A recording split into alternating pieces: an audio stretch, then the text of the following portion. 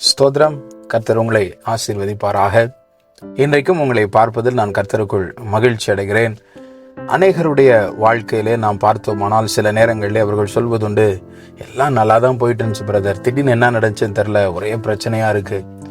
Business நல்லா தான் போயிட்டு இருந்துச்சு, என்ன நடந்துச்சுன்னு தெரில, திடீர்னு என்ன செஞ்சாலும் சக்ஸஸ் ஆக மாட்டேங்குது.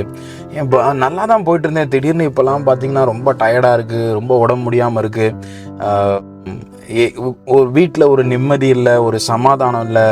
நான் இதுக்கிடையில் நான் பைபிள் வாசிக்கிறேன், நான் ஜெபிக்கிறேன், இதெல்லாம் இருந்தாலும் இதனுடைய வாழ்க்கையில் இருக்கிறதே திடீர்னு நல்லா இருக்கு, திடீர்னு இப்படி ஆயிருது பிரதர், என்ன செய்யறதுன்னு தெரியல அப்படின்னு சொல்லி நீங்கள் குழம்பி போய் இருப்பீர்களானால், ஆதியாகமம் 8ஆம் அதிகாரம் 22வது வசனத்தில் ஆண்டவர் சொல்லுகிறார், விதைப்பும் அறுப்பும், சீதளமும் உஷ்ணமும், கோடை காலமும் மாரி காலமும், பகலும் இரவும் ஒளிவதில்லை.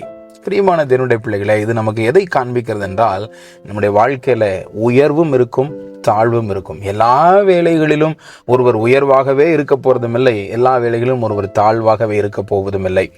நம்முடைய வாழ்க்கையில உயர்வும் வரும், தாழ்வும் வரும்.